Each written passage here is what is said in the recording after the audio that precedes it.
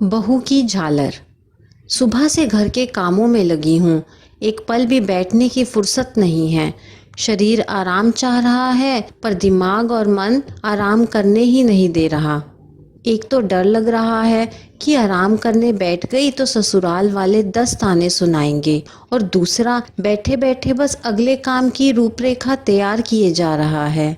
भूख भी बहुत ज़ोरों से लग रही है। सुबह जैसे तैसे एक रोटी रोल करके चाय के साथ खा ली थी। उसके बाद एक अन्न का दाना पेट में भी नहीं गया। पर मैं यहाँ रसोई में रोटियाँ सेक रही हूँ। घर में देवरानी के कुआं पूजन का उत्सव है। अभी 20 दिन पहले ही उसने एक बेटे को जन्म दिया है। घर में मेहमानों का जमावड़ा है। जेठानी हूँ पर मुझे बैठने की फुर्सत नहीं, क्योंकि सारा काम मुझे ही करना है। कहा था कि कुआं पूजन के दिन काम वाली रख लो तो थोड़ी बहुत फुर्सत मिल जाएगी, पर सबको ये फिजूल खर्ची लगी। घर में इतने सदस्य हैं तो सही, मिलकर कर लेंगे। पर ये मिलकर क्या होता है, यह तो घर की बहू ही अच्छी तरह से जानती है।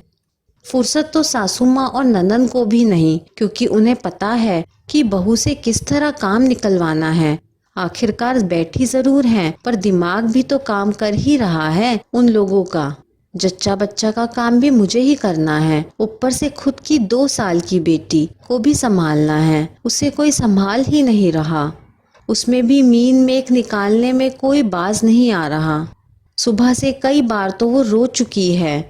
जब उसे गोद में उठाएं, मैं सबको चाय सर्व करते हुए देवरानी के कमरे में गई, जहां और औरतों के साथ सासू माँ बैठी थी, तो उन्हें इतना भी तरस नहीं आया कि बच्ची को ही गोद से ले ले, बल्कि सिर्फ यह नोटिस किया कि मेरे कपड़ों में से मेरी ब्रा की स्ट्रैप बाहर झांक रही है। और इतनी औरतों के बीच ही सासू माँ ने टोक दिया, अरे निर्लज्ज, अपनी झालर को अंदर तो कर ले।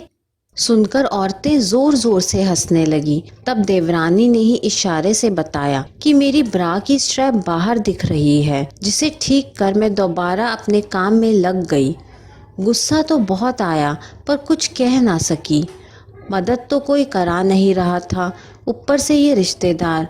हे भगवान, जब रात का खाना हलवाई से बनवाया है तो इन लोगों को पूरी नहीं खानी, इनको रोटी खाने की इच्छा है। और उस पर महान हमारे घर वाले। ऐसा नहीं कि हलवाई को ही रोटी सेकने के लिए कह दें।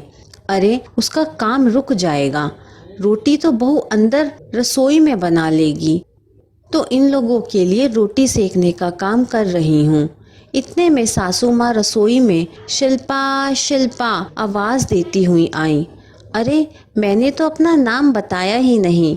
शिल्पा मेरा ही नाम है, इस घर की बड़ी बहू। पर सासू माँ की कोई खास कृपा नहीं है मुझ पर। कृपा होगी भी कैसे, एक तो गरीब घर की, ऊपर से पहली संतान बेटी। उन्हें मुझ पर गुस्सा होने के लिए कोई बहाने की ज़रूरत नहीं पड़ती। वे किसी भी बात को पकड़कर बस मुझे सुनाना शुरू कर देती हैं। हाँ, तो सासू माँ रसोई में आई और मुझ पर गुस्सा होने लगी। बहू, तुमने अब तक छत पर से अपनी प्रदर्शनी नहीं हटाई।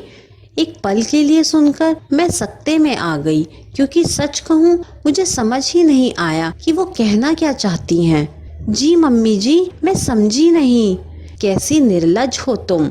जब तुम्हें पता है कि आज घर में उत्सव है तो क्या जरूरी है क्या तुम अपनी प्रदर्शनी को छत पर यूं टांग कर आ गई। मैं सचमुच मम्मी जी अभी तक समझी नहीं कि आप कहना क्या चाहती हैं। अरे अपने अंडरगारमेंट्स उठाकर चुपचाप कमरे में रख। कितनी शर्मिंदगी महसूस हुई जब मेहमान ऊपर छत पर गए और वहां उन लोगों ने वो लटकती हुई झालर देखी। पर वो तो सभी कपड़ों के साथ ही सूख रहे थे, और आप और दीदी शाम को खुद कपड़े ले आई थी ना। हाँ, हम सभी कपड़े ले आए थे, पर तुम्हारे वो कपड़े नहीं।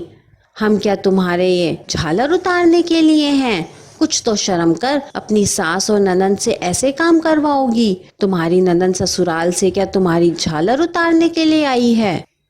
एक पल को तो आया कि कहूँ कि जब सास बीमार होती है तो उनकी झालर को बहू आसानी से धो देती है, सुखा के आ जाती है, यहाँ तक कि तय करके उनके कमरे में भी रख देती है। पर सास और ननद को ऐसे झालर पहनने में शर्म नहीं आती।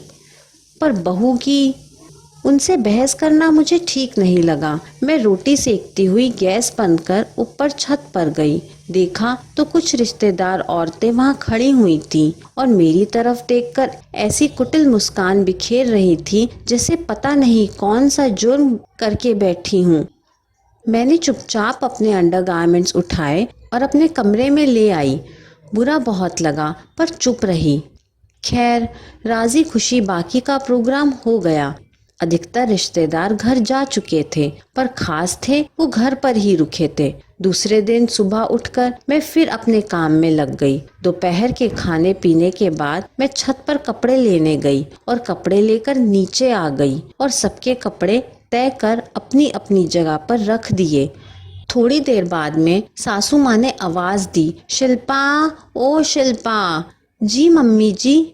अरे, ये रमा अपने कपड़े बैग में जमा रही थी तो इसके कुछ कपड़े कम हैं। क्या तुम सारे कपड़े छत पर से नहीं लाई? नहीं मम्मी जी, मैं तो सारे कपड़े ले आई। अरे नहीं, इसके अंडरगारमेंट्स नहीं हैं। क्या अंडरगारमेंट्स नहीं है? मैं समझी नहीं। अरे निर्लज्ज, इसके अंडरगारमेंट्स उन कपड़ों में नहीं हैं। अच्छा अच्छा, वो झालर। अरे हाँ मम्मी जी, वो तो छत पर ही हैं। मैं तो उसे वहीं प्रदर्शनी में छोड़ आई।